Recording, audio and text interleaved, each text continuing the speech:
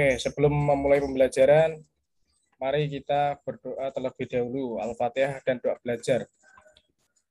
Mari kita mulai membaca Al-Fatihah bersama-sama. Alamin. Selamat siang anak-anak. Siang adik-adik. Siang, Pak. Pak. Gimana kabarnya? Baik, Pak. Sehat semua ya? Oke, sehat, Pak. Saya cek kehadirannya dulu ya. Saya cek kehadirannya. Aditya Farel Saputra. Hadir nggak? Aditya? Hadir. Ahmad Lala Purwanto. Ahmad Lala Purwanto ada nggak? Nggak ada. Alif Putra Maulana. Hadir. Hadir. Oke. Hari ini Bapak akan menjelaskan mengenai cakupan materi hari ini, yaitu mengenai kaidah kebahasan teks deskripsi. Nah, kemarin kalian sudah mempelajari tentang struktur teks deskripsi. Nah, hari ini kita akan membahas tentang kaidah kebahasan teks deskripsi. Apakah kalian sudah membaca modul yang Bapak unggah kemarin di Classroom? Ada yang sudah membaca belum? Halo? Halo? Ada yang sudah membaca belum ini? Sudah, Pak. Sudah, Pak. Kaidah teks kebahasaan teks deskripsi itu ada berapa macam, Dek? Sebutkan.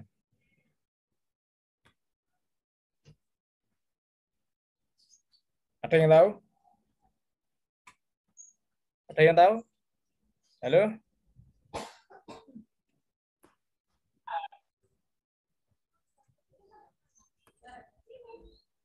Nah, apakah sudah terlihat, Dek?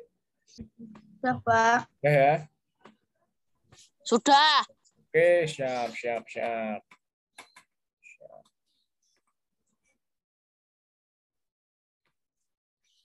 Oke. Pertama, penggunaan kalimat rincian. Dalam sebuah teks deskripsi, kita memerlukan perincian untuk memperjelas atau mengkonkretkan sebuah objek tertentu. Maka rincian objek kita gambarkan, makin jelas pula kita membaca sebuah teks deskripsi.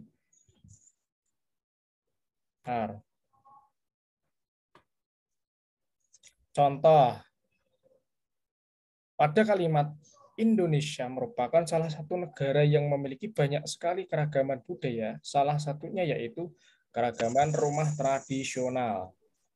Nah, kalimat ini merupakan kalimat pernyataan umum, maka diperjelas dengan kalimat rinci.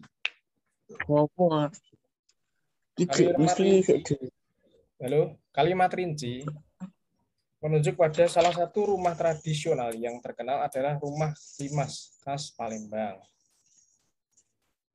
Lanjut.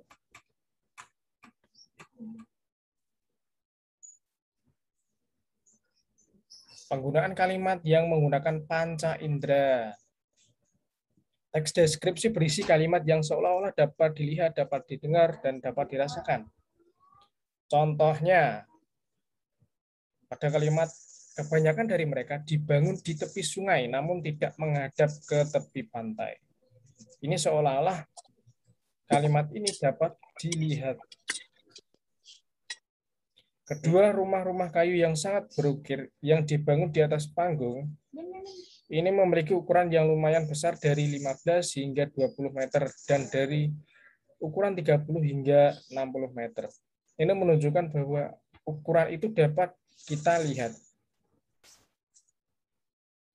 Nomor 3, sebagian besar rumah ini memiliki kolom ukiran tangan, kusen, pintu, dan jendela, serta ventilasi silang di antara kamar-kamar dengan menempelkan kayu dengan ukiran aliran tepat di bawah langit-langit. Nomor 4, di depan ada 2 tangga, sedangkan bagian tengah berupa ruang luas.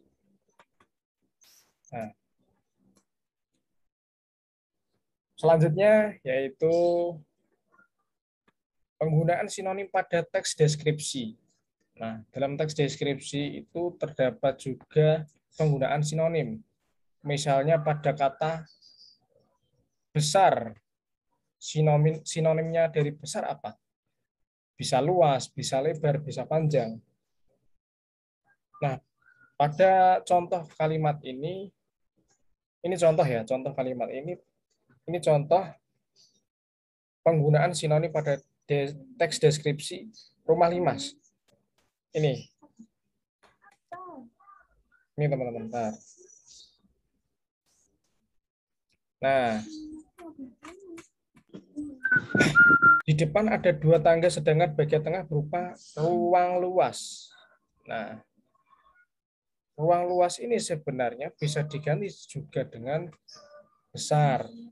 Ini menunjukkan bahwa kata luas dan kata besar ini merupakan sinonim. Maka dalam teks deskripsi itu penggunaan kata sinonim itu merupakan ciri dari ciri dari teks deskripsi. Nah, begitu. Lalu penggunaan awalan me lalu berubah menjadi n pada kata dasar yang diawali huruf K, P, T, dan S.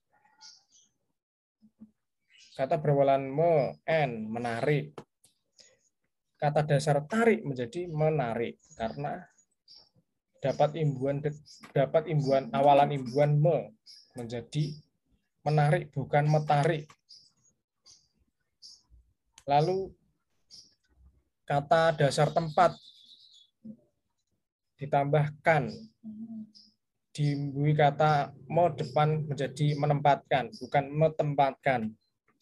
Lalu kata tunjuk, kata dasar tunjuk mendapatkan imbuhan me di awal dan kan di akhir, berubah menjadi menunjukkan.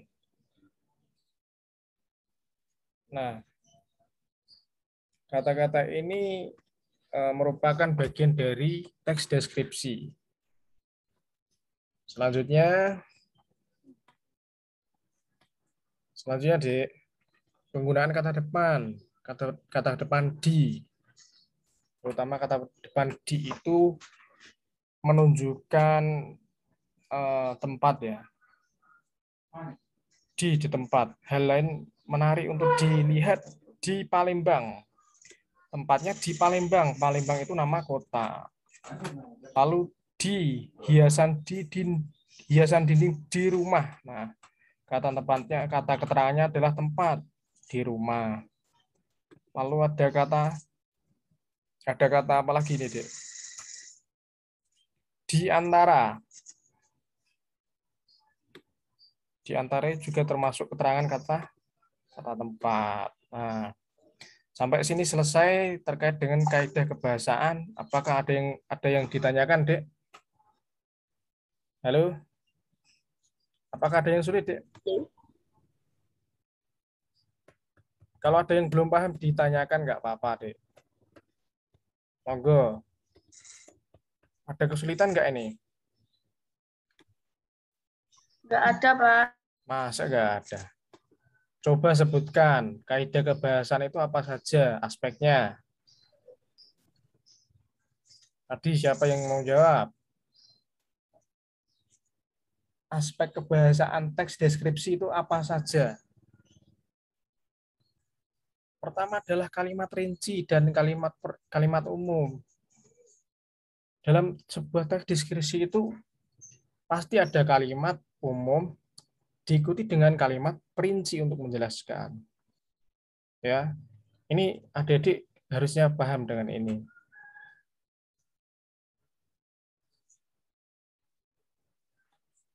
Apakah ada kesulitan tentang perincian kalimat ini, Cik? Kedua, penggunaan kalimat menggunakan panca indera Jadi kalimat yang seolah-olah itu panca indera itu kita terlibat dalam sebuah teks deskripsi. Ada yang tahu nggak ini maksudnya apa? Misalkan ya deh, misalkan kebanyakan dari mereka dibangun di tepi sungai namun tidak menghadap ke tepi pantai. Nah, menghadap ini kan menunjukkan kita dapat melihat rumahnya. Kita melihat rumahnya menghadap. Nah, ini menunjukkan bahwa kalimat ini menggunakan panca indera. Lalu misalkan apa ya namanya? Rumah limas itu terdengar bunyi suara alat musik tradisional. Nah, itu menunjukkan bahwa kalimat itu bisa didengar gitu. Seperti itu. Contohnya seperti itu. Paham nggak maksudnya? Sudah paham semua ini? Kok nggak ada yang jawab? Mudah-mudahan paham ya, Dek. Kalau nggak paham nanti bisa tanya atau nanti bisa cari sumber. Banyak sekali sumber di internet. Nanti tinggal kalian pelajari sendiri terkait dengan kaidah kebahasaan teks deskripsi. Halo? Cek. 1, 2, cek. Oke. On cam dulu deh, on cam.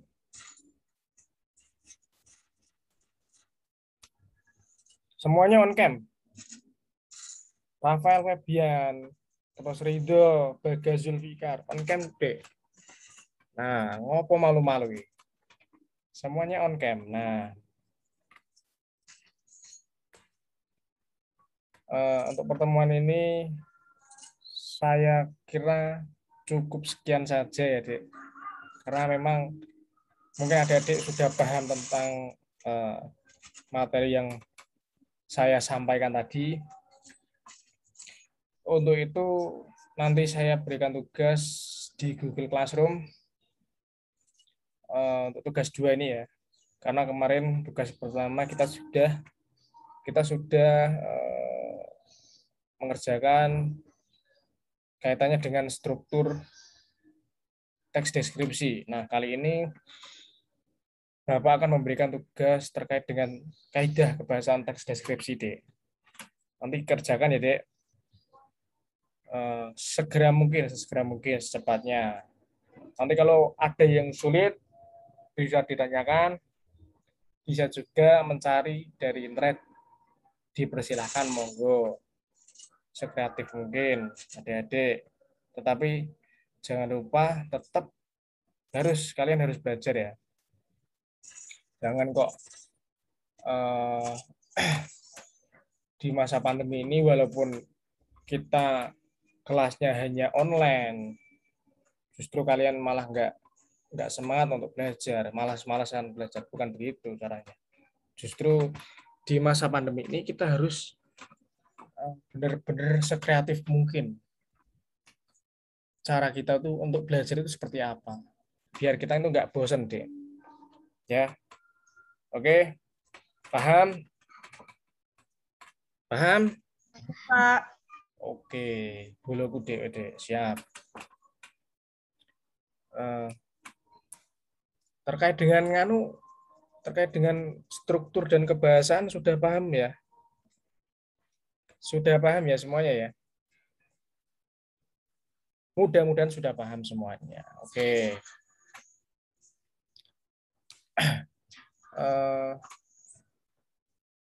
Saya rasa cukup sekian pertemuan pada siang hari ini.